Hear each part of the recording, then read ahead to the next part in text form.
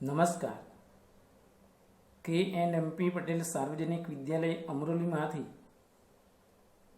Bahadurbhai S Gamit આજના online શિક્ષણમાં આપ સૌનું હાર્દિક સ્વાગત કરું છું.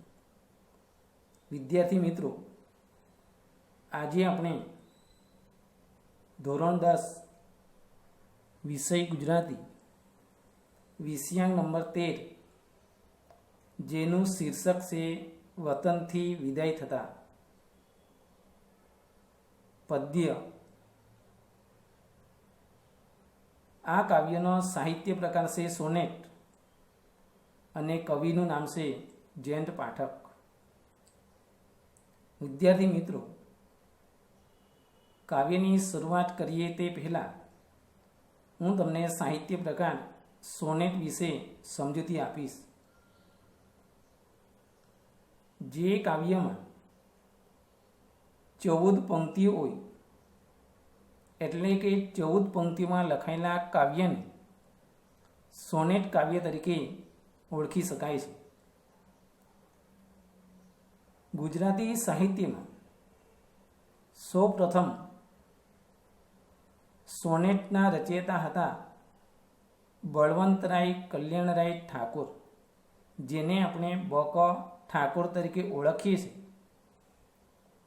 એમણે ગુજરાતી સાહિત્યમાં સોનેટ લખવાની શરૂઆત કરી હતી. માટે બક ઠાકોરને સોનેટના જનક એટલે કે સોનેટના પિતા તરીકે ઓળખવામાં આવે છે. તમને અત્યારે ખ્યાલ આવી જ ગયો હશે કે આપણે જે સોનેટ જોવાના છે એ સોનેટમાં 14 પંક્તિઓ છે, એટલે આપણે એને સોનેટ કાવ્ય પ્રકાર તરીકે ઓળખીએ છીએ. હવે આપણે કવિ જયંત પાઠકનો પરિચય જોઈશું. કવિનો જન્મ 20 ઓક્ટોબર 1920ના રોજ થયો હતો અને 1 માર્ચ 2003ના રોજ એનું દુઃખદ અવસાન થયું હતું. જયંત હિંમતલાલ પાઠકનો જન્મ ગોઠ જિલ્લો પંચમહાલમાં થયો હતો. તેમણે દાહોદ અને સુરતની કોલેજમાં અધ્યાપક તરીકે કામગીરી કરી હતી. મરમર, સંકેત, વિસ્મય, મૃગયા, અનુનય વગેરે તેમના કવિતા સંગ્રહો છે. ક્ષણોમાં જીવું છું તેમની સમગ્ર કવિતાનો ગ્રંથ છે. વનાંચલ તેમની નોંધપાત્ર સ્મરણ કથા છે. આધુનિક કવિતા પ્રવાહ, આલોક, ભાવયત્રી, કિમપી અને દ્રવ્યમ એમના વિવેચન ગ્રંથો છે.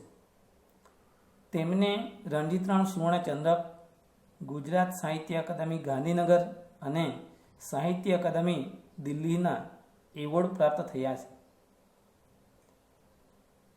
આ સોનેટનો વિષય પ્રવેશ એટલે કે કાવ્ય પરિચય હું તમને આપીશ. વતનથી વિદાય થતા સોનેટમાં કવિએ વતનથી છૂટા પડવાની વેદનાને વાચા આપી છે. વિદ્યાર્થી મિત્રો, વતન એટલે મૂળ ગામ કે દેશ અને વિદાય એટલે વળાવવું કે છૂટા પડવું. તે વતનથી વિદાય થતા સોનેટમાં કવિએ વતનથી છૂટા પડવાની વેદનાને એટલે પીડાને વાચા આપી છે. વિદ્યાર્થી મિત્રો, વતન હરેક માણસને ઘણું પ્યારું હોય છે. ગમે ત્યારે પોતાના વતનને વ્યક્તિ યાદ કરીને ભૂતકાળના સંસ્મરણને વાગોળતો હોય છે. આવી જ રીતે કવિ જયંત પાઠક કામ ધંધાર્થે વતન છોડી શહેરમાં સ્થાયી થયા હતા, પરંતુ વતનની યાદો તેઓ ભૂલ્યા નથી. વર્ષો પછી વતનમાં ગયેલા કવિને વિદાય લેવાની ઘડી આવી ત્યારે વતનની તમામ પ્રકૃતિ અને માનવીને છોડતા કવિને ખૂબ જ દુઃખ થાય છે. કહેવાનો મતલબ વર્ષો પછી વતનમાં કવિ ગયા તો ખરા, પરંતુ વતનને છોડતી વખતે એમના મનની અંદર ખૂબ જ દુઃખ થાય છે. જેમ વેચી દીધેલું ઢોર પણ પોતાનું મૂળ ઘર ઝંખતું હોય છે, તો માણસ પણ પોતાના વતનને ઝંખે જ ને. જેમ વેચી દીધેલું ઢોર પણ પોતાનું મૂળ ઘર ઝંખના કરતું હોય છે, તો માણસ પણ પોતાના વતનને ઝંખે જ ને. વહી ગયેલું પાણી પાછું ન આવે તેવી જ રીતે વીતી ગયેલો સમય ફરી પાછો આવી શકતો નથી. વિદ્યાર્થી મિત્રો, એક વખત વહી ગયેલું પાણી ફરી પાછું આવી શકતું નથી, તેમજ માનવીના જીવનમાંથી વીતી ગયેલો સમય ફરી પાછો આવી શકતો નથી. ગામનો કૂતરો પણ વતનની હદ છોડતો નથી. આ એક સ્વાભાવિક ક્રમ છે. કવિએ અહીં પોતાના ગામના કૂતરાની વાત કરી છે, અને એ કૂતરો પણ પોતાના વતનની હદ એટલે સીમાને છોડી શકતો નથી. આ એક સ્વાભાવિક ક્રમ છે, જેનું કવિએ અહીં આલેખન કર્યું છે. કાવ્યને અંતે કવિને ભ્રમ થાય છે કે રિસાયેલા બાળકને માં પાછું બોલાવતી હોય છે, તેમ મને મારી માં બોલાવે છે. આ કવિને ભ્રમ થાય છે, પણ એ સાચી હકીકત નથી. આવી ભ્રમણામાં રાચતા કવિએ પોતાના વતનની વિદાયને કારણે અનુભવાતી વ્યથાને આપણી સમક્ષ હૃદયસ્પર્શી રીતે રજૂ કરી છે. વિદ્યાર્થી મિત્રો, વતનને છોડતા કવિને જે વેદના થઈ, કવિને જે પીડા થઈ, એ પીડાનું કવિએ હૃદયસ્પર્શી રીતે આપણી સમક્ષ વર્ણન કર્યું છે.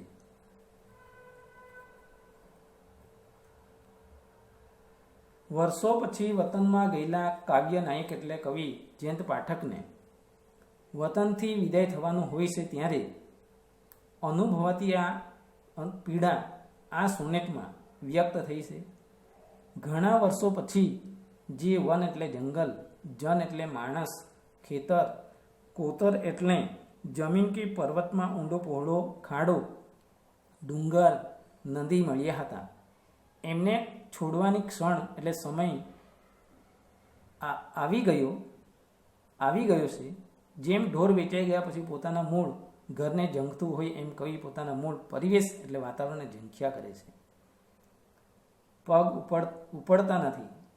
જેમ વહી ગયેલું પાણી પાછું આવતું નથી, એમ વહી ગયેલો સમય પણ પાછો આવતો નથી. એક કૂતરો પણ થોડી વાર પાછળ આવીને એની હદ પૂરી થતાં પાછો વળી જાય છે. એ સ્વાભાવિકતા ભર્યું આલેખન થયું છે. કાવ્યને અંતે કાવ્યનાયકને ભ્રમ થાય છે કે જેમ બાળક રિસાઈ અને એની માં એને પાછું બોલાવતી હોય, એમ મને મારી માં બોલાવે છે. પણ આ માત્ર મેં તમને વાત કરી તેમ કવિને ભ્રમ થાય છે, હકીકત એટલે સચ્ચાઈ નથી.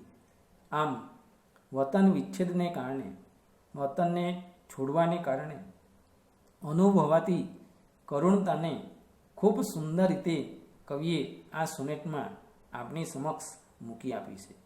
કહેવાનો મતલબ, વતનને છોડતા કવિને જે દુઃખ, કવિને જે વ્યથા અને કવિને જે પીડા થઈ, એનું કવિએ પોતાના જ શબ્દોમાં આપણી સમક્ષ હૃદયસ્પર્શી રીતે આલેખન કર્યું છે.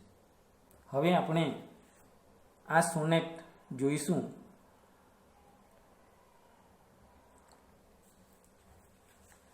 એ મૂક્યું વન, એ મૂક્યા જન, ઘણે વર્ષે મળ્યા જે ક્ષણ, મૂક્યા ડુંગરને નદી, વતનના એ કોતરો ખેતર. આંખો બે રહી ભાળતી વળી વળી પાછી, ભીડ્યું એ ઘર, વેચાઈ ગયો ઢોર જેમ તલખે કોઢાર છોડ્યું ધણ.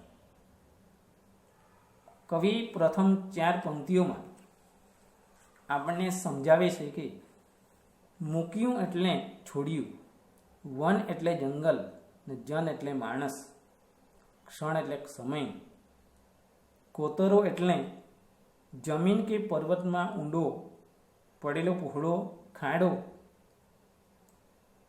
એને આપણે કોતર તરીકે ઓળખીએ છીએ. ઘણા વર્ષો પછી કવિ પોતાના વતનમાં ગયા. વતનમાં જઈને પોતાના વતનનું વન એટલે જંગલ જોયું. પોતાના વતનના એટલે પોતાના ગામના માણસોને જોયા અને કવિને ખૂબ જ આનંદ થયો પ્રથમ તો. પણ જ્યારે એ વન એટલે જંગલ અને જન અને માણસોને છોડવાનો વખત આવ્યો ત્યારે કવિને ખૂબ જ પીડા થાય છે. માટે કવિ લખે છે કે એ મૂક્યું વન એ મૂક્યા જન, ઘણે વર્ષે મળ્યા જે ક્ષણ, મૂક્યા ડુંગર ને નદી, વતનના એ કોતરો ખેતર. ઘણા વર્ષો પછી જે ઘડીએ વન, જન, ડુંગર, નદી, ખેતર, કોતર જોવા મળ્યા. કેમ કે કવિ કામ ધંધાથી વતન છોડીને શહેરમાં સ્થાયી થયા હતા, પરંતુ વતનની યાદને કવિ ક્યારે પણ ભૂલી શક્યા નથી. ત્યારે કવિ લખે છે કે ઘણા વર્ષો પછી કવિને પોતાના વતન જવાનું થાય છે અને ઘણા વર્ષો પછી કવિ પોતાના વતનમાં ગયા. જે ઘડીએ કવિએ પોતાના ગામનું જંગલ જોયું, પોતાના ગામના માણસો સાથે એમને વાતચીત કરી, પોતાના ગામનો ડુંગર જોયો, પોતાના ગામની નદી જોઈ, પોતાના ગામનું ખેતર અને કોતર એમને ઘણા વર્ષો પછી જોવા મળ્યા. એ બધાને વતનથી વિદાય થતાં છોડવા પડ્યા. કોને કોને છોડવા પડ્યા વિદ્યાર્થી મિત્રો? પોતાના ગામના જંગલને, પોતાના ગામના માણસોને, પોતાના ગામના ડુંગરને, પોતાના ગામની નદીને અને પોતાના ગામના કોતર અને ખેતરને એમને વતનથી વિદાય થતાં છોડવા પડ્યા. વિદ્યાર્થી મિત્રો, જે વતનમાં કવિએ જન્મ લીધો હતો, મોટા થયા હતા, મિત્રો સાથે ભણ્યા, મિત્રો સાથે રમ્યા, ત્યાંની નદીઓમાં એમણે સ્નાન કર્યું, પર્વતોમાં પર્વતો ખૂંદ્યા એટલે પર્વતોમાં ફર્યા હતા, નદીની વેકુરમાં આંગળીઓથી રમ્યા, જેવી અનેક યાદગીરીઓ કવિના મનમાં વસી છે. પણ એ આજે વન, જન, ડુંગર, નદી, ખેતર અને કોતર ઘણા વર્ષો પછી જોવા મળ્યા, પણ એ બધાને વતનથી વિદાય થતાં કવિને એ છોડવા પડ્યા. આંખો બે રહી ભારતી, વળી વળી પાછી, ભીડ્યું એ ઘર, વેચાઈ ગયું ઢોર જેમ, તલખે કોઢાર, છોડ્યું ધણ. અહીં એક શબ્દ આવે છે વિદ્યાર્થી મિત્રો, વળી વળી પાછી, એટલે કે વારંવાર, સતત. કોઢાર એટલે ઢોરને બાંધવાની જગ્યા, ઢોરને બાંધવાની જગ્યા. ધણ એટલે ગાયોનું ટોળું. વન, જન, ડુંગર, નદી, ખેતર ને કોતર ઘણા વર્ષો પછી જોવા મળ્યા, પણ એ બધાને વતનથી વિદાય થતાં કવિને છોડવા પડ્યા. ત્યારે કવિ કહે છે, આંખો બે રહી ભારતી, વળી વળી પાછી, ભીંડ્યું એ ઘર. બે આંખો પાછી વળી વળીને બંધ ઘરને જોઈ રહી છે. વિદ્યાર્થી મિત્રો, કવિ વતનથી વિદાય થતા જ્યારે પાછા ફરીને વારંવાર બંધ ઘરને જોઈ રહે છે, ત્યારે કવિને એવું લાગે છે કે વેચાઈ ગયું ઢોર જેમ, તલખે કોઢાર, છોડ્યું ધણ.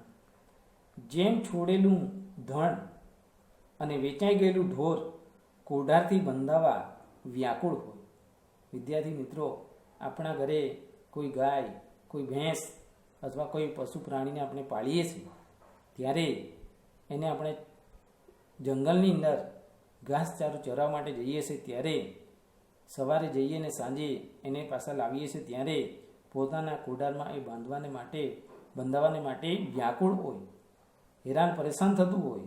એવી રીતે પોતાના ઘરે પાળેલા ઢોરને આપણે વેચીએ છીએ, ત્યારે એ વેચાઈ ગયેલું ઢોર આગળ જવાને બદલે શું કરે છે? એ પાછળ પોતાના વતન તરફ એ શું કરે છે?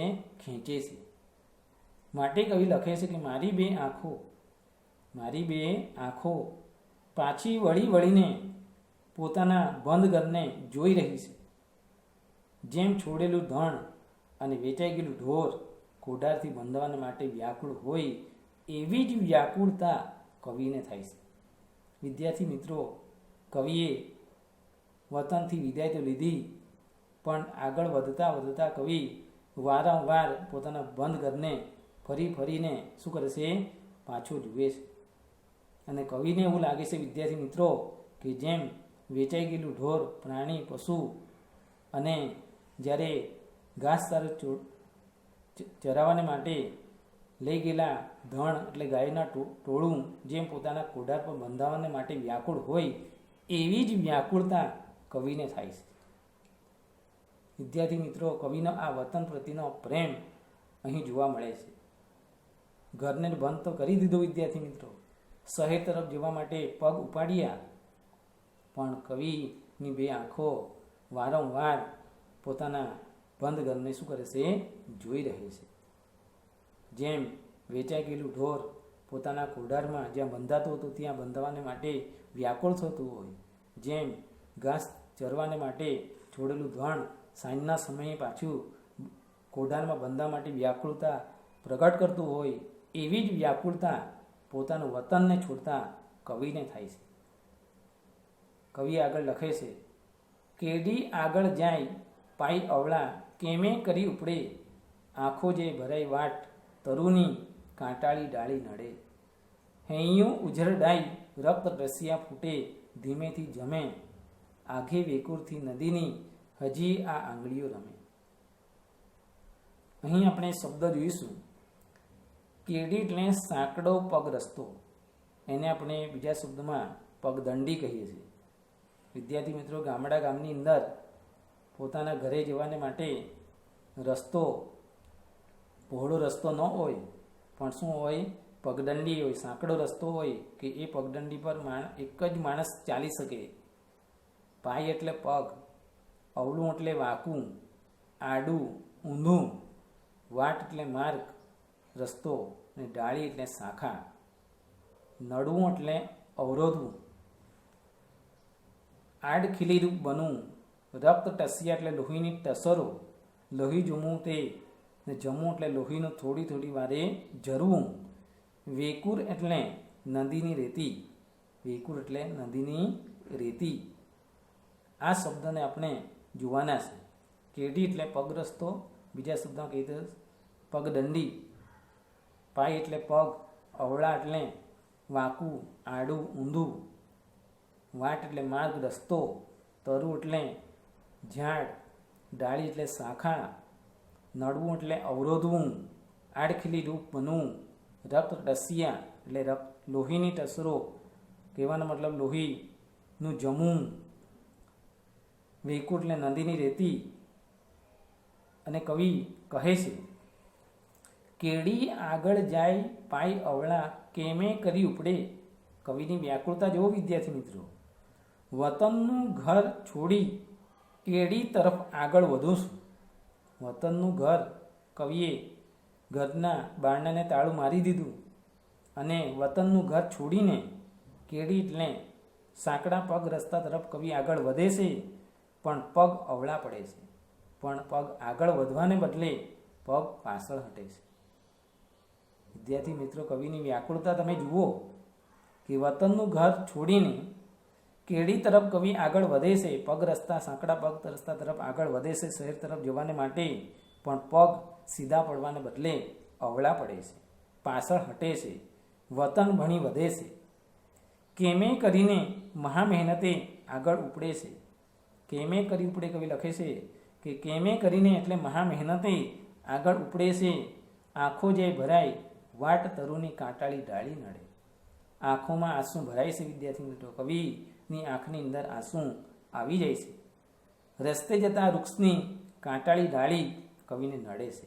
કેમ કે વિદ્યાર્થી મિત્રો, જ્યારે સાંકડા પગ રસ્તા તરફથી આગળ વધે છે કવિ, ત્યારે સાંકડા પગ રસ્તા પર કાંટાળી ડાળીઓ પણ, ડાળી એટલે શાખા જ્યારે આવી જતી હોય એ કાંટાળી ડાળી પણ કવિને શું કરશે? અવરોધરૂપ બને છે. અને એ કાંટાળી ડાળી પણ કવિને આગળ વધતા અટકાવે છે. વતનનું ઘર છોડીને કવિ આગળ વધે છે શહેર તરફ જવાને માટે, પણ કવિના પગ આગળ વધવાને બદલે પાછળ હટે છે. વતન ભણી વધે છે, કેમે કરીને મહા મહેનતે આગળ ઉપડે છે, પણ કવિ લખે છે કે આંખો જે ભરાય વાટ તરુની કાંટાળી ડાળી નડે. વિદ્યાર્થી મિત્રો, વતનને છોડતા કવિની આંખોમાં આંસુ આવી જાય છે. રસ્તે જતા વૃક્ષની કાંટાળી ડાળી પણ કવિને અવરોધરૂપ બને છે, અને એ વૃક્ષની કાંટાળી ડાળી અહીં એક પ્રતીક છે વિદ્યાર્થી મિત્રો, કે એ પણ કાંટાળી ડાળી પણ કવિને આ શહેર તરફ જતા અટકાવે છે. હૈયું ઉજરડાઈ રક્ત રસિયા ફૂટે ધીમેથી જમે, આગે વેકુરની નદીની હજીએ આ આંગળીઓ રમે. હૈયું એટલે હૃદય. વિદ્યાર્થીઓને હૈયું એટલે હૃદય. કવિ લખે છે કે જાણે લોહીના ટસિયા ફૂટ્યા હોય અને એમાંથી લોહી ઝરે. કેટલીક વખત આપણને જ્યારે કાંટાળી વનસ્પતિનો કાંટો વાગે અને આપણી ચામડી પર ઉઝરડું પડે છે ને એ ઉઝરડામાં લોહી જામી જાય છે. એટલે કવિ લખે છે કે જાણે લોહીના ટસિયા ફૂટ્યા હોય અને એમાંથી લોહી ઝરે તેમ હૈયું વિદાયની વેદનાથી ઘેરાયું છે.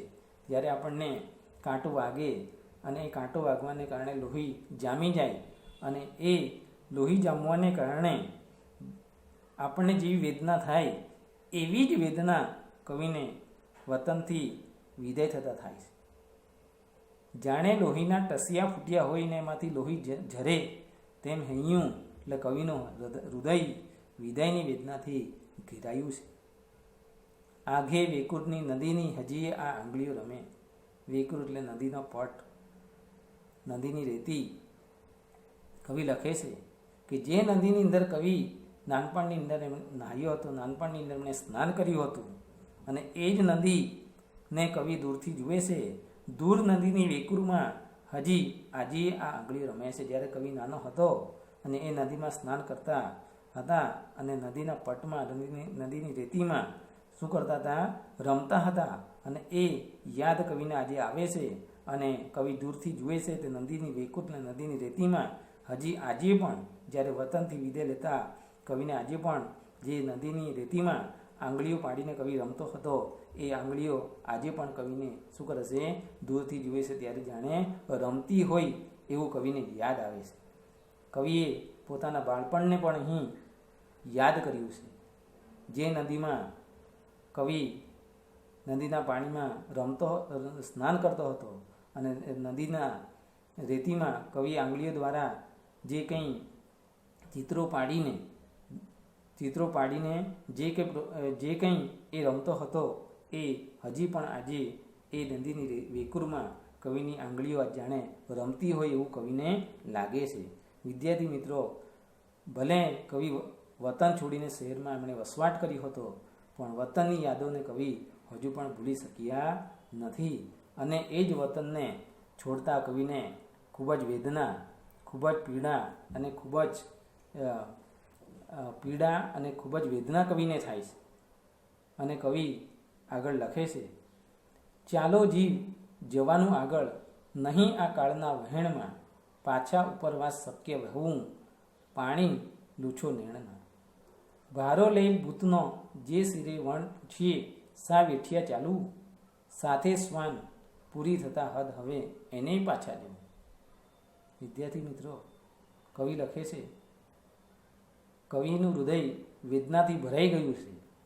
કવિના હૃદયમાં પીડા છે, કવિના હૃદયમાં વેદના છે, કવિના હૃદયમાં વ્યથા છે.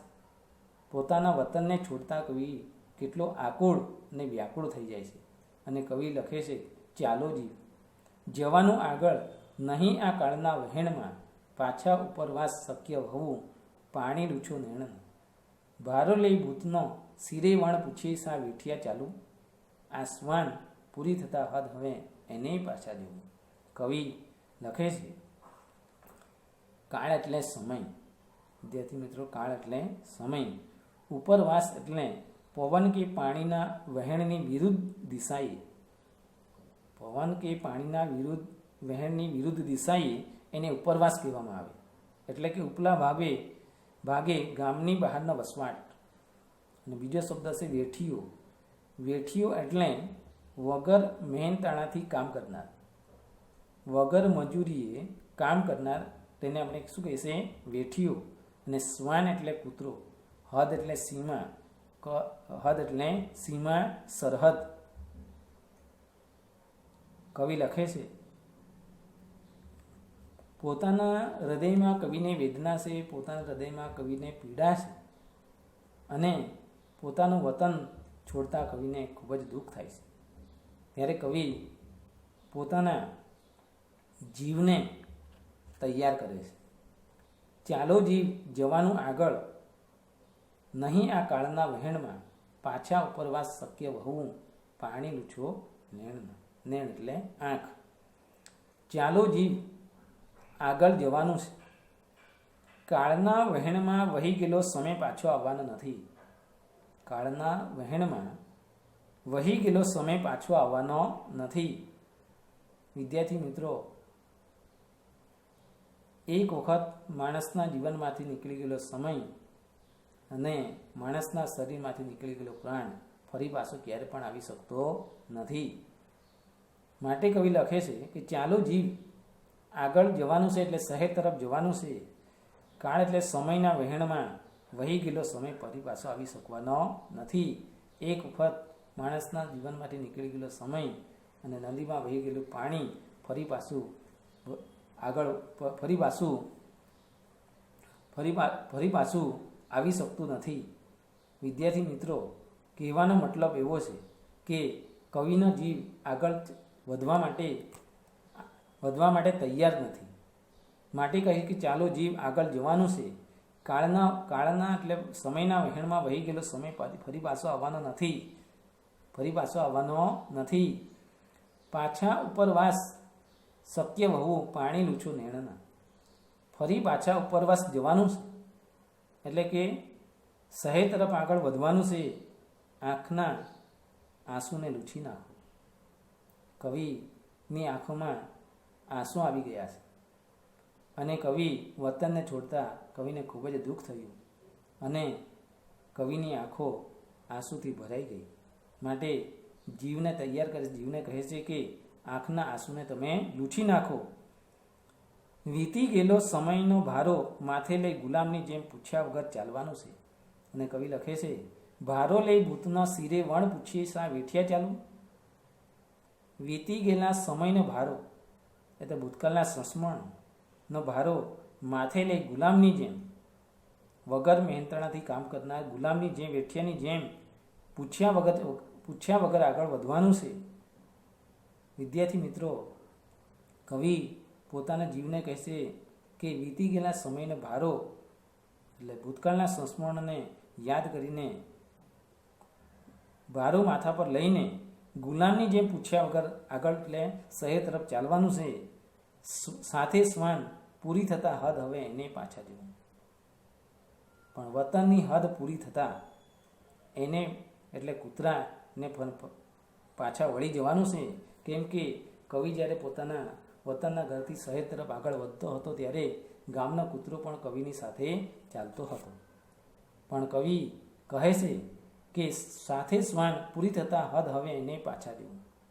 સાથે કૂતરો જોડાયો છે, પણ વતનની હદ પૂરી થતાં એને પણ પાછા એટલે વતન તરફ પાછા વળી જવાનું છે. એ પણ સાથ છોડી દેશે ને એ કૂતરો પણ કવિને સાથ છોડીને પોતાના વતન તરફ પાછો વળી જશે. કવિને વતનના કૂતરાએ ક્યાં સુધી સાથ આપ્યો? પોતાના ગામની સરહદ સુધી. અને પોતાના ગામની સરહદ પૂરી થતાં એ કૂતરો પણ કવિની સાથે આગળ વધી શકતો નથી. એણે પણ કવિનો સાથ છોડી દીધો. કૂતરાને પણ પોતાના ગામની સરહદ હદ ખબર હતી અને પોતાના ગામની સરહદ પૂરી થતાં, હદ પૂરી થતાં, સીમા પૂરી થતાં એને પણ પાછા વળી જવાનું છે. અને કવિને એકલા જ શહેર તરફ આગળ વધવાનું છે. માટે કહે છે કે સાથે શ્વાન પૂરી થતાં હદ હવે એને પાછા જવું. અને એ જેણે સાથ આપ્યો હતો, જે કવિની સાથે જોડાયો હતો, એ કૂતરો પણ કવિને સાથ છોડીને પોતાના વતન તરફ પાછો વળી ગયો. વિદ્યાર્થી મિત્રો, કવિને જે વેદના અને કવિની જે પીડા જે છે એ પીડા કવિએ પોતાના આંસુ દ્વારા પણ કવિએ શું કરી છે? પ્રગટ કરી છે. એટલે કવિનો કહેવાનો મતલબ એવો છે વિદ્યાર્થી મિત્રો કે કવિએ પોતાના મન એટલે પોતાના જીવ સાથે સમાધાન કરી લીધું છે. હકીકત એ છે કે ભાવિ જીવન માટે વતન છોડવું જરૂરી છે. ભવિષ્યના જીવનને ધ્યાનમાં રાખીને પણ કવિને પોતાનું વતન છોડવું જરૂરી હતું. એટલે વતનની યાદોને જ અમૂલ્ય સંભાળનું ગણીને હૃદયમાં સાચવી રાખવું જોઈએ. એટલે વતનની યાદોને જે અમૂલ્ય સંભાળનું યાદગીરી ગણીને હૃદયમાં સાચવી રાખવું જોઈએ. કારણ કે વહી ગયેલો સમય ફરી પાછો આવવાનો નથી. વહી ગયેલો સમય ફરી પાછો આવવાનો નથી. સમય સમય બલવાન હૈ નહીં મનુષ્ય બલવાન, અર્જુન કાબે લૂટ્યો યહી ધનુષ્ય યહી બાણ. આથી કવિએ ચાલો જીવ એમ કહીને જીવને આગળ વધવા માટે પોતાની જાતને તૈયાર કરી લીધી છે અને પોતાની વાસ્તવિકતાને કવિએ શું કરી લીધી છે? સ્વીકારી લીધી છે વિદ્યાર્થી મિત્રો. કેમ કે હવે આગળ વધવા સિવાય કવિની પાસે બીજો કોઈ છૂટકો નથી, બીજો કોઈ વિકલ્પ નથી. અને એ સાચી વાસ્તવિકતાને કવિએ સ્વીકારી લીધી છે. માટે પોતાની જાતને કવિ શું કરે છે? તૈયાર કરે છે. અને કવિ અંતિમ પંક્તિમાં, છેલ્લી બે પંક્તિમાં કવિએ પોતાના ભાવને બદલી નાખ્યું છે. આઘે ખેતર જોઉં બે કર કરી ઊંચા મને વારતી, એ મારી ભ્રમણા દિશાળ શિશુને બોલાતી બા હતી.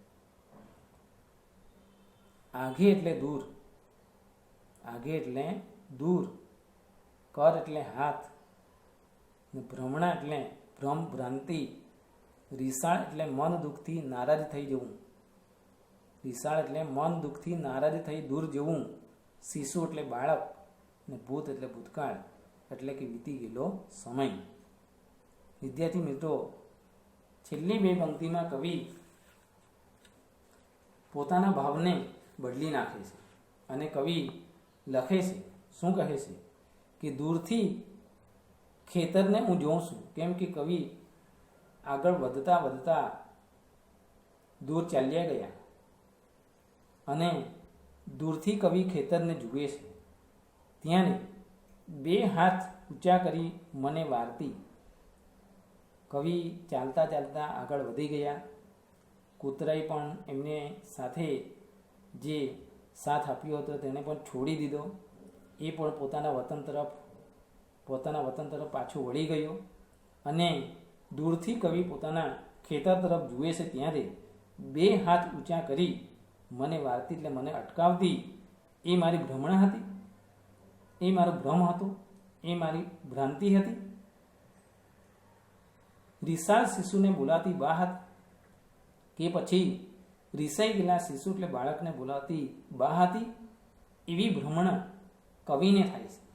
કવિએ દૂરથી ખેતરને જોયું અને જોયું છે ત્યારે બે હાથ ઊંચા કરીને કવિને એ અટકાવે છે અને એવી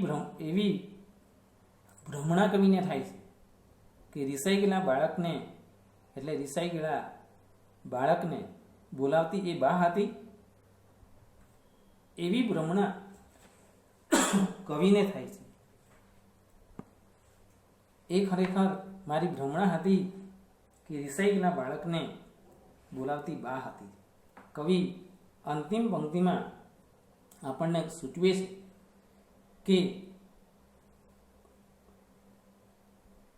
કવિ પોતાની ભ્રમણાની વાત કરતા આપણને કહે છે ને એ બે પંક્તિમાં કવિએ સુંદર વળાંક આપ્યું છે. આપણને ભાવને બદલી નાખ્યું છે. વતનની યાદમાં તડપતા કવિને વતન છોડવું ગમતું નથી. વતનની યાદમાં તડપતા વ્યાકુળ થતા કવિને વતન છોડવું ગમતું નથી. તેમ છતાં કવિને મજબૂરીથી એ વતન છોડવું પડે છે. ત્યારે છેલ્લી વાર તેઓ દૂરના ખેતર તરફ જુએ છે તો બે હાથ ઊંચા કરી બા તેમને જતા અટકાવે છે. મજબૂરીથી કવિ વતન છોડે છે ત્યારે છેલ્લી વાર તેઓ દૂરના ખેતર તરફ જુએ છે તો બે હાથ ઊંચા કરી બા તેમને જતા અટકાવે છે. કવિને થાય છે કે મારી ભ્રમણા તો નથી ને. એમને આભાસ થાય છે કે આ તો રિસાળ બાળકને બા બોલાવતી હતી. પંક્તિના આ અંતિમ શબ્દો કવિની કરુણાજનક વિવશ પરિસ્થિતિનો દ્યોતક છે. કહેવાનો મતલબ વિદ્યાર્થી મિત્રો કે કવિને મજબૂરીથી પોતાનું વતન છોડવું પડે છે. ત્યારે છેલ્લી વખત કવિ પોતાના ખેતર તરફ નજર કરે છે ત્યારે કવિને બે હાથ ઊંચા કરીને પોતાની માતા તેને જતા અટકાવે છે. છેલ્લે કવિ પોતાની માતાને કવિ યાદ કરે છે અને એ માતા કવિને શહેર તરફ જતા અટકાવે છે કે ખરેખર એ મારી ભ્રમણા હતી કે સાચી વાસ્તવિકતા હતી. જેમ વિશાળ શિશુને બોલાવતી બા હતી, જે રિસાઈ ગયેલા બાળકને જેવી રીતે બા બોલાવતી હતી, એવી રીતે કવિને પોતાની માં આગળ વધતા અટકાવતી હતી. એ કવિની ભ્રમણા હતી, એ સાચી વાસ્તવિકતા ન હતી. એમ કહીને અંતરિક્ષ કાવ્ય સંગ્રહમાંથી લેવામાં આવેલું આ સોનેટ વિદ્યાર્થી મિત્રો અહીં આપણે પૂર્ણ કરીએ છીએ. અને આ વતનથી વિદાય થતાં કવિને જે વેદના, કવિને જે પીડા અને કવિની જે વ્યથા હતી, એ વ્યથાને જ કવિએ આપણી સમક્ષ રજૂ કરી છે. અહીં આપણે આ સોનેટને પૂર્ણ કરીએ છીએ. શબ્દ સમજૂતી, શબ્દાર્થ, સમાનાર્થી શબ્દો પણ તમારે પોતાની નોટબુકમાં લખવાના છે. તળપદા શબ્દો, એટલું જ નહીં, શબ્દસો માટે એક શબ્દ, સાચા વિકલ્પો અને એક વાક્યમાં પ્રશ્નના ઉત્તર, 2-3 વાક્યમાં પ્રશ્નના ઉત્તરો, 7-8 લીટીના પ્રશ્નના ઉત્તરો, એ બધા જ તમારે પોતાની નોટબુકમાં લખવાના પણ રહેશે અને તૈયાર પણ કરવાના રહેશે. અહીં આપણે આ સોનેટને પૂર્ણ કરીએ છીએ. જય હિન્દ, જય ભારત.